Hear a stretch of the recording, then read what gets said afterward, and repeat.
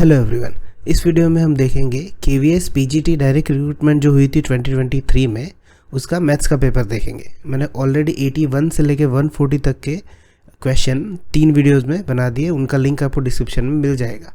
और ये चौथा वीडियो है जिसमें 141 से लेके 160 तक क्वेश्चन होंगे। तो चलो स्टार्ट करते हैं। Question number 141, solve the differential equation dy by d x plus y cot x is equal to 4x cosec x। तो ये किसकी तरह दिख रहा है? तो ये dy by d x plus p y is equal to q की तरह दिख रहा है। तो हमें p मिल जाएगा यहाँ पे cot x और q मिल जाएगा 4x cosec x। तो इस तरह के क्वेश्चन को हमें फाइंड करने के लिए हमें इक्वेशन की ज़रूरत पड़ती है इस तरह से, y to integration factor is equal to integration of q into integration factor dx plus c। तो इसके लिए हमें इंटीग्रेशन फैक्टर की ज़रूरत है। तो उसका फॉर्मूला होता है integration factor is equal to e raise to integration of p d x.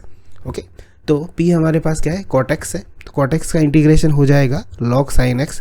तो e raise to log x हम जानते हैं कि आंसर x आता है, तो यहाँ पे इसी तरह से आंसर इंटीग्रेशन फैक्टर का आएगा sin x। अब उसको हम इक्वेशन में पुट कर देते हैं, तो y into sine x is equal to integration of 4x cosec x sin x हो जाएगा प्लस c। अब यहाँ पे cosec sin कट हो जाएंगे तो हमारे पास सिर्फ बचेगा 4x और x का इंटीग्रेशन हो जाएगा x स्क्वायर बाय 2। तो यहाँ पे 2 × 4 कट जाएगा, तो हमारा आंसर आ जाएगा y sin x is equal to 2x square plus c। तो वो आंसर होगा ऑप्शन फर्स्ट। नेक्स्ट क्वेश्चन देखते हैं, question number 142, the solution of the differential equation 1 plus x square d y by d x plus 1 plus y square is equal to 0।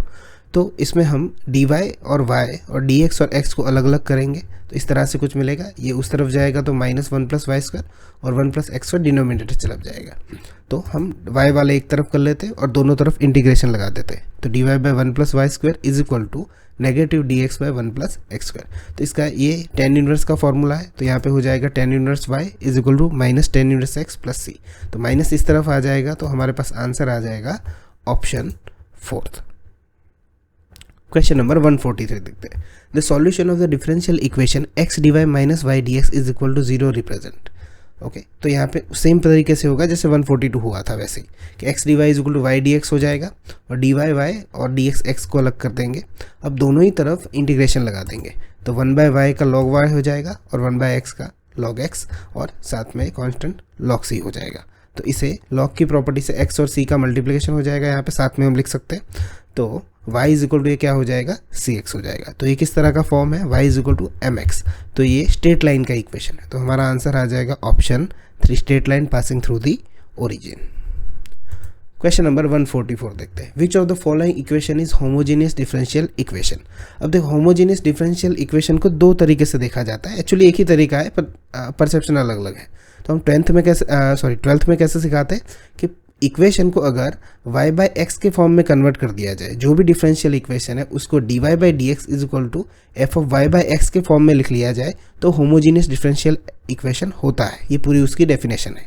तो हम एक एक करके ऑप्शन ट्राई करते हैं। सबसे पहला ऑप्शन ट्राई करते हैं, dy बाई डी एक्स अलग लिखेंगे और एक तरफ एक्स स्क्वायर प्लस वाई और नीचे x square plus x y हो जाएगा।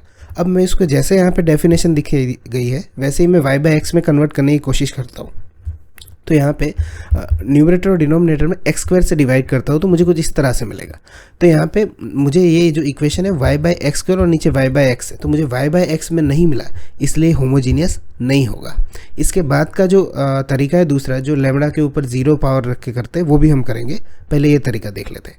उसके बाद मैं थर्ड ऑप्शन ट्राई करता हूँ कि dy by d x is equal to 1 minus x sine y by x divided by x. तो मैं इसमें x से डिवाइड करता हूँ, तो x से डिवाइड करूंगा तो यहाँ पे 1/x आ जाएगा। तो ये भी जो ऑप्शन है थर्ड ऑप्शन, वो y बाई एक्स में कन्वर्ट नहीं होता है, इसलिए होमोजीनियस नहीं होगा। फोर्थ ऑप्शन देखते हैं, dy by d x is equal to x minus 2y plus x y divided by x square. तो मैं यहाँ पे जो डिवाइड करूँगा x को, तो 1 minus 2y by x plus y divided by एक और x बचेगा।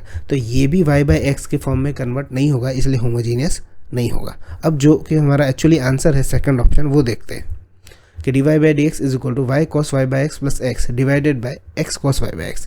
अब यहाँ पे मैं x से डिवाइड करता हूँ न्यूमरेटर और डिनोमिनेटर में, तो यहाँ पे कुछ इस तरह से मुझे इक्वेशन मिल जाएगा। यहाँ पे y बाई एक्स, यहाँ पे y बाई एक्स, यहाँ पे 1 और यहाँ पे y बाई। तो ये पूरा ही जो डिफरेंशियल इक्वेशन है मुझे y बाई एक्स के फॉर्म में मिल रहा है, तो ये होमोजीनियस होगा, इसलिए हमारा आंसर है सेकंड ऑप्शन। अब इसी को देखने का दूसरा तरीका ये है कि हम कुछ इस तरह से लिख सकते हैं, f of lambda x lambda y is equal to lambda की power 0 f of x y. अगर हर एक एक्स वाई जहाँ भी जिस भी इक्वेशन में है उसके साथ अगर लेमडा को रख दिया जाए और उसके फिर कॉमन लेके लेमडा के ऊपर अगर 0 पावर आ जाए तो वो होमोजीनियस होगा। मैं सारे ही ऑप्शन में करके दिखाता हूँ आपको। फर्स्ट ऑप्शन तो एक्स स्क्वायर वाई है तो वहाँ पे मैं लेमडा रख देता हूँ, यहाँ पे लेमडा वाई हर जगह जहाँ एक्स है और वाई है उसी तरह से। तो यहाँ पे लेमडा स्क्वायर होगा और यहाँ लेमडा की पावर 1 होगा, तो यहाँ पे तो कॉमन ही सिर्फ एक लेमडा की पावर 1 निकलेगी, तो यहाँ पे एक लेमडा बच जाएगा। ठीक है, तो हमारा तो क्या आना चाहिए था 0, इसलिए होमोजीनियस नहीं होगा। थर्ड ऑप्शन ट्राई करते हैं।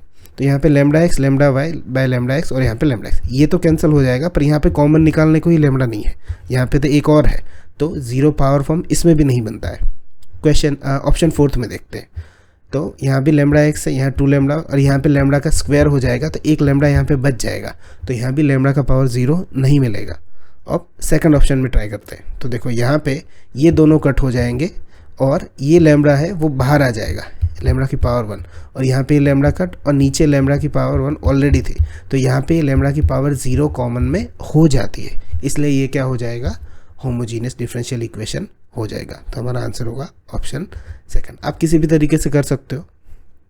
Question number 145, find the area of region in square unit bounded by the lines x is equal to 2y + 3, y is equal to 1 and y is equal to -1। तो ये है origin और ये y is equal to -1 है और ये y is equal to 1, और ये जो लाइन दी हुई है x is equal to 2y + 3। तो ये जो शेडेड रीजन है उसका हमें एरिया निकालना है, तो उसको मैं किस तरह से लिख सकता हूँ, required area is equal to -1 to 1 limit है और x dy। तो x की वैल्यू हमें ऑलरेडी दी गई है 2y + 3 dy, तो इसका इंटीग्रेशन करेंगे 2y² / 2 + 3y -1 to 1। ओके, तो यहाँ पे अगर हम लिखेंगे आगे 1 पावर रखेंगे तो 2 तो कैंसिल हो जाएगा, 1 + 3 और -1 -1 का स्क्वायर +1 और 3 -1 -3 हो जाएगा, तो 3 + 1 4 और 1 - 3 -2 माइनस प्लस हो जाएगा, तो 4 + 2 6 आएगा हमारा आंसर। ऑप्शन होगा सेकंड। क्वेश्चन नंबर 146 देखते हैं। 0 to π/2 e⁻x sin x - cos x dx की हमें वैल्यू निकालनी, तो इसके लिए हमें एक फॉर्मूला पता होना चाहिए, integration of e⁻x f of x + f'(x), उसका डिफ्रेंशिएशन अगर प्लस में साथ में होता है तो उसका डायरेक्ट सॉल्यूशन है e⁻x f of x + c। तो ये कुछ इसी तरह से फॉर्म है, बस इसको रीराइट करने की ज़रूरत है। मैं इसमें से माइनस निकाल देता हूँ कॉमन, तो ये कुछ ऐसा हो जाएगा, -cos x हो जाएगा प्लस माइनस साइन एक्स के साथ चली जाएगी। तो यहाँ पे अगर ये देखो cos x का डिफ्रेंशिएशन क्या है, -sin x, इसी तरह से होगा, तो इसका आंसर आ जाएगा e⁻x cos x और लिमिट हो जाएगी 0 to π/2। तो आगे अगर रखेंगे e⁻π/2 cos π/2 - e⁻0 cos 0, तो cos π/2 यहाँ पे क्या हो जाएगा, 0 हो जाएगा, और आगे माइनस तो है ही, और माइनस यहाँ पे क्या है e⁻01 cos 0 1 हो जाएगा, तो माइनस प्लस हो जाएगा, तो यहाँ पे आंसर हो जाएगा +1। तो ऑप्शन होगा फर्स्ट। क्वेश्चन नंबर 147 देखते हैं। The value of integration of cos 2x - cos 2θ divided by cos x - cos θ dx is equal to 1। तो इस पे हम एक फॉर्मूला यूज़ करेंगे, cos 2x को 2 cos² x - 1 लिख देंगे, सेम तरीके से cos 2θ को 2 cos² θ - 1 लिख देंगे। ओके, तो उसको अगर सिंप्लीफाई करने जाए हम तो 2 कॉमन निकल जाएगा, यहाँ से हम 2 कॉमन निकाल देंगे और -1 + 1 कैंसिल हो जाएगा, तो हमारे पास बचेगा cos² x - cos² θ। तो उसको हम a² - b² a - b a + b लिख देंगे, तो ये दोनों कैंसिल हो जाएंगे। तो इंटीग्रेशन में हमारे पास बचेगा 2 cos x + cos θ। तो cos x का इंटीग्रेशन sin x हो जाएगा, यहाँ पे थीटा है इसलिए सिर्फ 1 का होगा x, तो यहाँ पे आंसर आ जाएगा 2 sin x + x cos θ + c, जो कि हमारा ऑप्शन है ऑप्शन थर्ड। क्वेश्चन नंबर 148 देखते, solution of integration of x² divided by x² + 1 x² + 4 dx is equal to 1। Okay, तो यहाँ पे हमें पार्शियल इंटीग्रेशन का यूज़ करना होगा, हम x² को y के बराबर ले लेंगे। ओके, तो यहाँ पे हम y लिख देंगे, y 1 + 1 y + 4। तो हम पार्शियल इंटीग्रेशन में क्या करते हैं, इस तरह से लिख देते हैं a/y + 1 + b/y + 4, फिर हम उसको मल्टीप्लाई कर देंगे तो ay + 4 by + 1। अब हमें a और b की वैल्यू निकालनी है, तो हम क्या करेंगे, ये डिनोमिनेटर को निकाल देंगे और सामने कंपेयर करेंगे, put a is equal to y is equal to a y + 4 + b y + 1। तो अब हम मुझे a की वैल्यू निकालनी है, तो मैं y + 1 0 टर्म होगा, इसलिए मैं y के बराबर -1 अज्यूम करूँगा, तो यहाँ पे मैं -1 लिखूँगा, तो 4 - 1 क्या हो जाएगा 3a is equal to y की वैल्यू हमने -1 ली है, तो a इज इक्वल टू मुझे क्या मिल जाएगी, -1/3। उसी तरह से अगर मैं b की वैल्यू निकालूंगा तो मैं y के बराबर -4 अज्यूम करूँगा कुछ इस तरह से। ओके, तो -4 + 1 -3, यहाँ पे -4, तो ये डिनोमिनेटर में जाएगा तो 4/3 हो जाएगा। तो अब मुझे a और b की वैल्यू मुझे मिल गई 4/3 b की और a की -1/3, तो मैं यहाँ पे रख दूंगा इसी फॉर्म में, और y की जगह पे हम x² भी लिख देंगे और दोनों तरफ इंटीग्रेशन लगा देंगे। तो x² + 1 का इंटीग्रेशन हमें पता है ये क्या होगा, tan इनवर्स x हो जाएगा। ओके, x² + 1², और यहाँ पे x² + 4 है तो 4 को क्या लिख देंगे, 2²। तो इस फॉर्मूले का हम यूज़ करेंगे 1/x² + a² is equal to 1/a tan inverse x/a + c। तो इसको इस तरह से लिखेंगे कि 1/3 tan इनवर्स x हो जाएगा, क्योंकि यहाँ पे तो 1 ही है इसलिए 1 लिखने का कोई फ़ायदा नहीं, बट यहाँ पे 4/3 और 1/a, तो a की जगह पे क्या आएगा, 2 आएगा, तो इससे हम 2 कैंसिल कर देंगे। तो हमारा आंसर आ जाएगा option 2, -1/3 tan inverse x, 2/3 tan inverse x/2 + c। Question number 149, 2 circles, equation हमें दिए हुए x² + y² + 6x + 2y + 8 is equal to 0, और सेकंड हमें दिया हुआ है x² + y² - 8x - 4y + 4 is equal to 0। Okay, तो उसमें से हमें 4 ऑप्शन चेक करना है, इंटरनली टच करते हैं, एक्सटर्नली, या इंटरसेक्ट करते हैं, या इंटरसेक्ट करते ही नहीं है। तो सर्कल का जनरल इक्वेशन हम देख लेते हैं कि x² + y² 2gx + 2fy + c is equal to 0 होगा। उसका सेंटर -g - f होता है और रेडियस उसका √g² + f² - c होता है। तो उसके हिसाब से हम पहले सर्कल का इक्वेशन का अगर सेंटर निकालने जाए तो 2gx के साथ में 6x करूँ तो g की वैल्यू मुझे 3 मिलेगी और f की वैल्यू मुझे मिल जाएगी 1, बट -g - f है इसलिए हमारा सेंटर यहाँ पे -3 - 1 मिलेगा।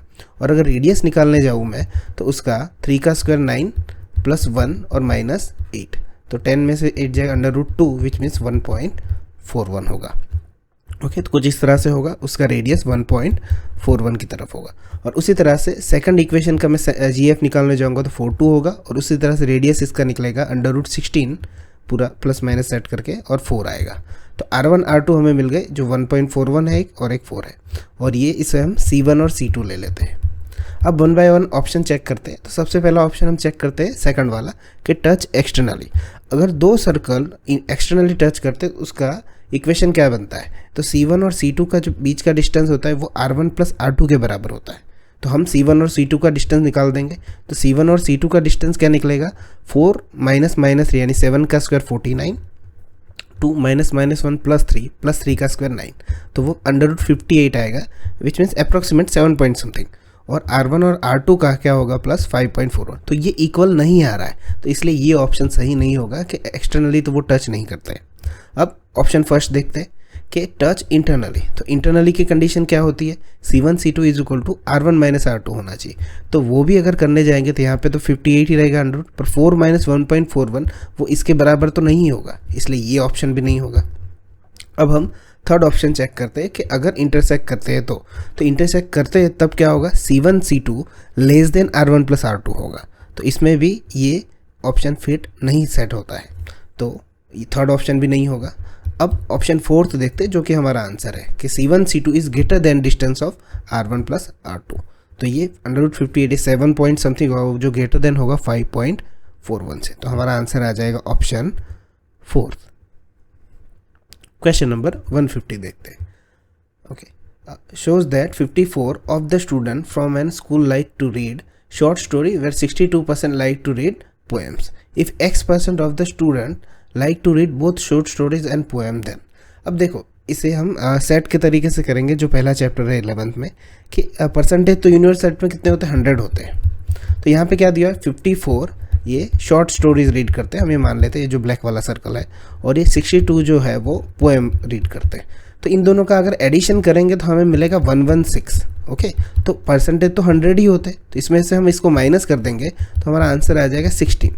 तो जो ऐसे कितने पर्सन है जो शॉर्ट स्टोरीज और पोएम्स रीड करना पसंद करते हैं, तो वो कितने हो जाएंगे, 16। तो ये एक्चुअली ये जो है वो सिर्फ और सिर्फ स्टोरीज रीड करेंगे तो इसमें आ जाएगा 38%, और 62 में से 16 निकालेंगे तो यहाँ पे आ जाएगा 46%। ये हमें एक्चुअली मिल गए।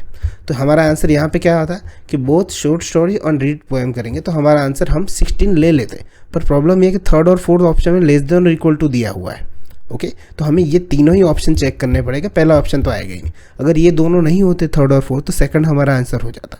अब इसमें क्या है कि मिनिमम रिक्वायरमेंट थी कि 16 तो दोनों ही रीड करते, बट अब 62 और 54 में से कितना होगा, तो 54 रीड कर रहे थे शॉर्ट स्टोरी और 62 पोएम, तो इन दोनों में से कम जो करते होंगे वही आंसर होगा हमारा, कि मिनिमम दोनों ही रीड करते होने चाहिए, तो इन दोनों में से जो कम होगा वही इसका आंसर होगा। तो यहाँ पे आंसर क्या हो जाएगा, फोर्थ ऑप्शन 16 लेस देन और equal to x less than और इक्वल टू 54।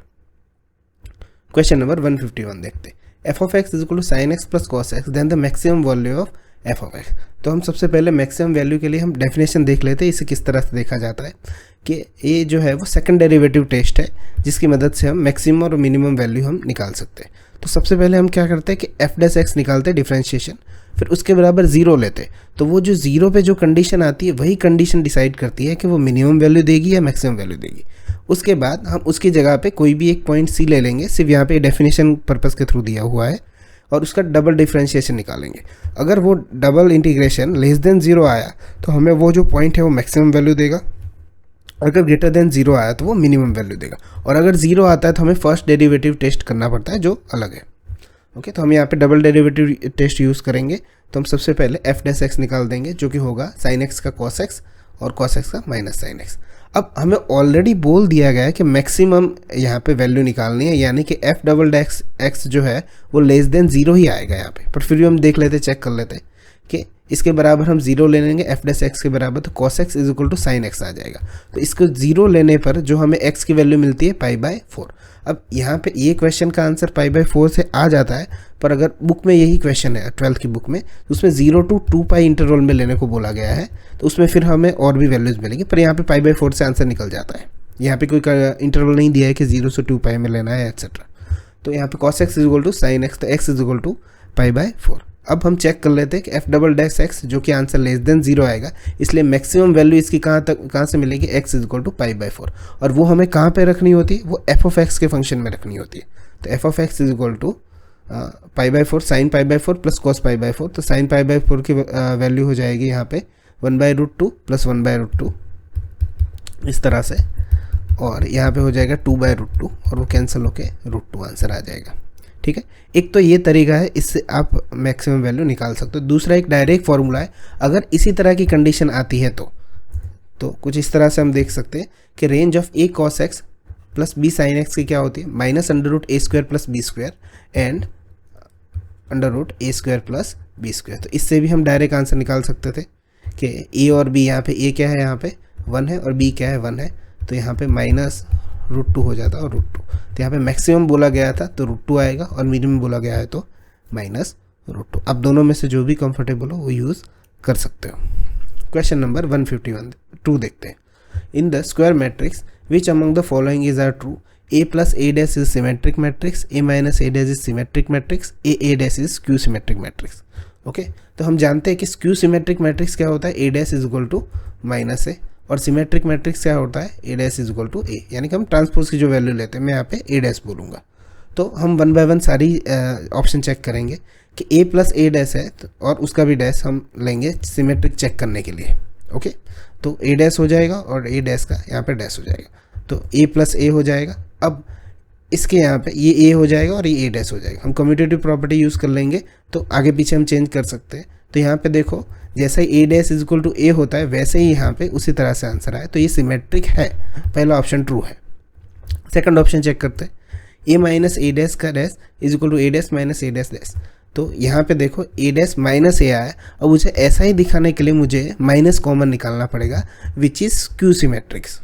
ओके, तो यहाँ पे ये क्या हो जाएगा, ऑप्शन सिमेट्रिक नहीं आएगा, स्क्यू सिमेट्रिक आएगा।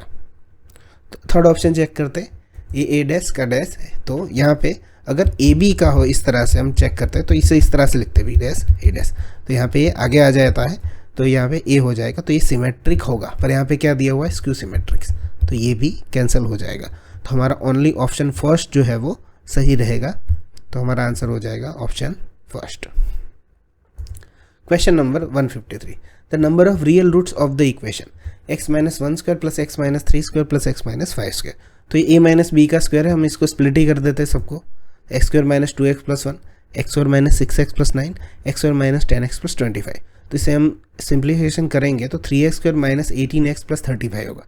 तो एक क्वाड्रेटिक इक्वेशन आ गया। तो हम इसको 10th के कॉन्सेप्ट से कर सकते हैं कि d is equal to b² minus 4ac which is less than 0 आएगा। चेक करेंगे तो 18 का स्क्वायर 324 और यहाँ पे 4 3 ज़ा 12 इंटू 35।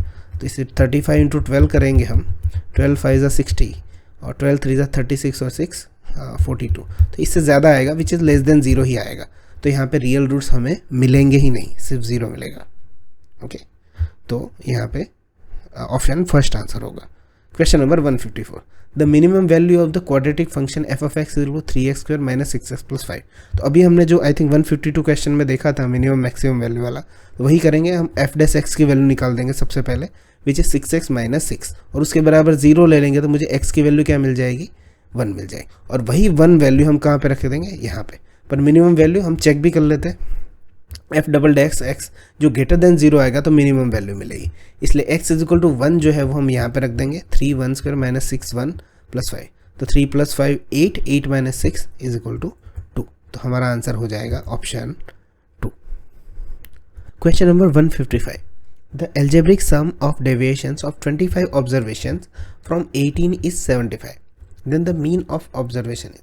देखो मीन निकालने के लिए हमें सम और ऑब्जर्वेशन की ज़रूरत पड़ती है, ठीक है।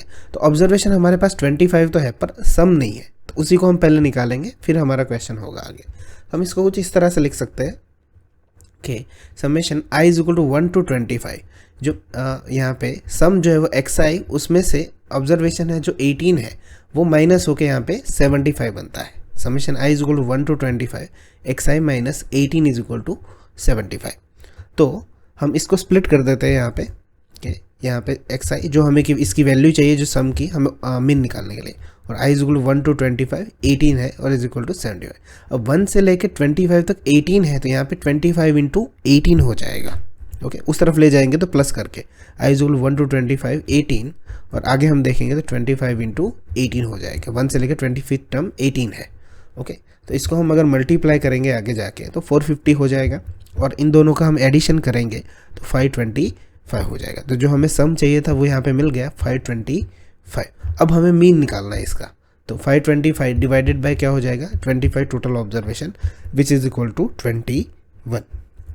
तो यहाँ पे आंसर आ जाएगा ऑप्शन 4। 156 क्वेश्चन देखते हैं। Find the value of cos 20, cos 40, cos 60 and cos 80। इसको हम दो तरीके से देखेंगे। सबसे पहले जनरल तरीका कि हम इस फॉर्मूले का यूज़ करेंगे 2 cos a 2 cos b is equal to cos a plus b cos a minus b। तो सबसे पहले मैं यहाँ पे 20 और 40 पे वो रूल लगाऊंगा, 2/2 मल्टीप्लाई कर देंगे हम यहाँ पे। ओके, तो यहाँ पे क्या हो जाएगा 1/2 2 cos 20 cos 40 और cos 60 की वैल्यू क्या होती है 1/2, वो हम रख देंगे और यहाँ पे cos 80 वैसा का वैसा। तो यहाँ पे आ जाएगा cos 60 प्लस cos 20 माइनस 40 क्या हो जाएगा -20 इज इक्वल टू 1/2 cos 80। अब ये -20 cos 20 हो जाएगा because cos minus theta is equal to cos theta होता है। ओके, तो हम इसे यहाँ पे 1/2 और 1/2 मल्टीप्लाई कर देंगे 1/4 1/2 cos 80 प्लस cos 20 cos 80 हो जाएगा। दोनों को हमने मल्टीप्लाई कर दिया। अब यहाँ पे यह cos 20 और cos 80 का अगर हम सॉल्यूशन निकालेंगे तो देखो 1/2 और 2 मल्टीप्लाई किया तो यहाँ पे cos 100 और cos -60। हमें cos 60 की वैल्यू हमें पता है वो 1/2 होती है तो हम वहाँ पे यहाँ पे रख देंगे। और यहाँ पे 100 है उसे हम कैसे लिख सकते हैं 180 minus 80। Okay, pi minus theta जो होता है वो cos थीटा ही होता है यहाँ पे, इसलिए जो माइनस cos थीटा होता है तो यहाँ पे माइनस हम निकाल देंगे। तो cos 80 माइनस 1/2 cos 80, तो ये दोनों कैंसिल हो जाएंगे और 1/4 और 1/4 मल्टीप्लाई हो जाएगा। तो आंसर आ जाएगा हमारा ऑप्शन 4 1/16। अब इसको एक क्वेश्चन के फॉर्म में भी दिया सॉल्व कर सकते हैं कि एक क्वेश्चन था already cos a cos 60 minus a cos 60 plus a, तो ये रिजल्ट मिलता है उसका 1/4 cos 3। अगर आपको ये रिजल्ट याद है तो आप ये कर सकते हो। तो a की जगह पे मैं 20 लिख दूँ तो यहाँ पे 40 और 80 आ जाएगा। इन तीनों की वैल्यू एक cos 60 तो वैसा ही रहेगा और इन तीनों की वैल्यू इस फॉर्मूले से हमें निकल के मिलती है। तो a की जगह पे मैं 20 ले लूँ तो यहाँ पे आगे कुछ इस तरह से मिल जाएगा। 40 को हम cos 60 माइनस 20 लिख सकते हैं और 80 को 60 प्लस 20। तो इसका रिजल्ट सीधा हम इन तीनों टर्म का 1 2 और 3 तो 1/4 cos 60 लिख सकते हैं। तो 1/4 cos 60 की वैल्यू 1/2 और ये cos 60 की वैल्यू 1/2। तो इसका आंसर डायरेक्टली निकल के आ जाता है 1/16। पर उसके लिए ये रिजल्ट आपको याद होना ज़रूरी है। नेक्स्ट क्वेश्चन देखते हैं। Question number 157, the least positive integer value of n if 1 plus iota divided by 1 minus iota raise to n is equal to 1।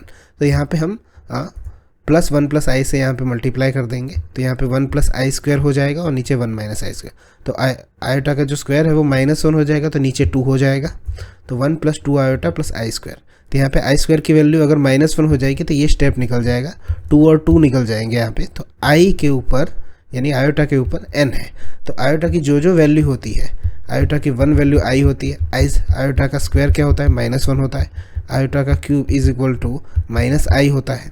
Okay, तो आयोटा का 4 पावर जो होता है जो कि 1 होता है, तो यहाँ पे लीस्ट वैल्यू इंटीजर की गई थी, तो वो कितनी आएगी, 4 आएगी, तो i raise to 4 is equal to 1 हो जाएगा। Question number 158, out of 16 points in a plane no 3 are in a straight line except 4 point which are collinear, then the number of straight line then can be form by joining. Total point 16 है और straight line बनानी है हमें, तो उसके लिए 2 point चाहिए, तो 16C2 लिख सकते हैं उसे। अब यहाँ पे 4 पॉइंट एक्सेप्ट है जो कोलिनियर है, तो उसमें से वो हम माइनस कर देंगे, पर ये जो 4 पॉइंट की है वो एक लाइन तो बनी ना, तो यहाँ पे उसको +1 लिख देंगे। वो कुछ इस तरह से होगा, 16C2 माइनस 4C2 प्लस 1 हो जाएगा। ओके, तो इसको हम सॉल्व करेंगे, 16 factorial divided by 2 factorial 14 factorial minus 4 factorial divided by 2 factorial 2 factorial plus 1। तो इसको हम सॉल्व करेंगे, तो यहाँ पे 16 बाई 15 14 कैंसिल हो जाएगा और ये 2 8 हो जाएगा, यहाँ पे 2 निकल जाए 4 3 और 2 2 2, यहाँ पे 3 यानी कि 6 आ जाएगा प्लस 1, तो 15 8 120 हो जाएगा माइनस 6 प्लस 1, तो यहाँ पे इसको 114 होगा और ये +1, तो यहाँ पे आंसर आ जाएगा 115। नेक्स्ट क्वेश्चन देखते हैं, क्वेश्चन नंबर 150 है, यहाँ पे n बिलोंग्स टू n दिया है 2⁴n minus 15n minus 1 is divisible bye.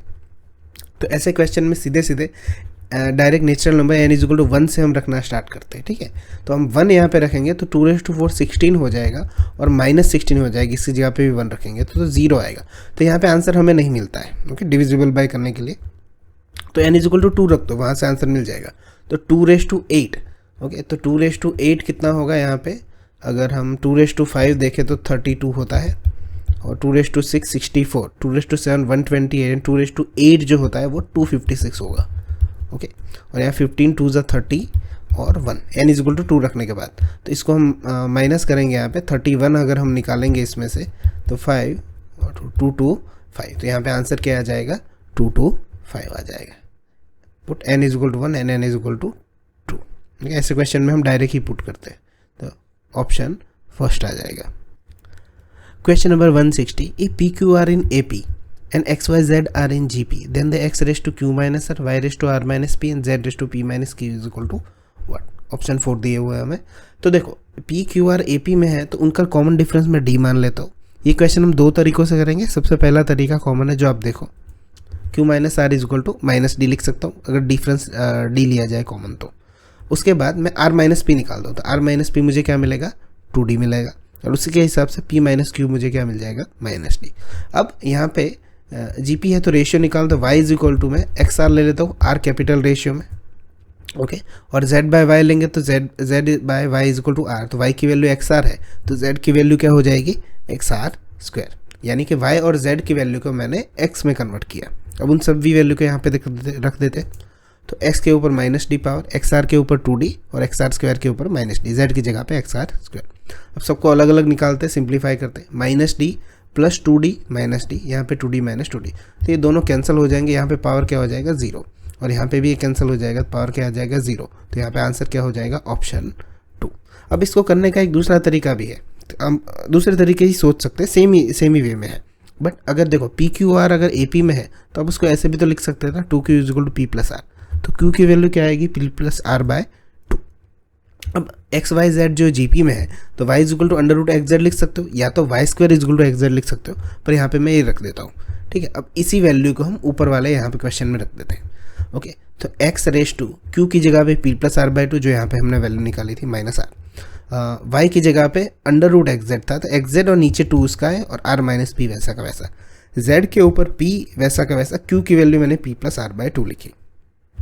अब इसको हम सिंप्लीफाई करते हैं आगे, तो देखो p प्लस आर, ये -2r हो जाएगा, 2 मल्टीप्लाई हो जाएगा।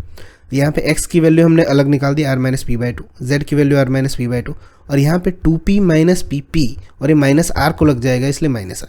तो देखो r प्लस आर, यहाँ पे x का पावर है वो कैंसिल हो जाएगा यहाँ पे, ओके, 2r, और यहाँ पे ये p माइनस पी, तो ये x का पावर पूरा 0 हो गया। यहाँ पे minus P cancel, r minus R cancel, इस z का भी पावर क्या हो जाएगा 0।